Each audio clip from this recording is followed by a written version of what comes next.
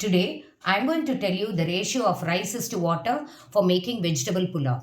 Vegetable pulao can be made in two types of rice. One is a normal sona masuri or ponni rice which you use for cooking daily. Another one is the basmati rice from which you can make the pulao. Let us look at the first type, that is the sona masuri or the ponni rice which we cook daily. Now, for the new type of rice in the Sona Masuri, for every glass of rice, you can add about 1.5 glasses of water. The second type is the old type of rice in Sona Masuri, that we can add about 2.5 glasses of water. 1 glass is to 2.5 glasses of water. Now, let us see for Basmati rice.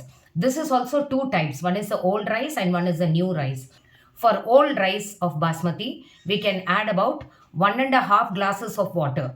If you are adding vegetables, you could add 2 glasses. If it is new basmati rice, then you can add about 1 glass of water or 1.25 glasses of water, which would be much sufficient for it.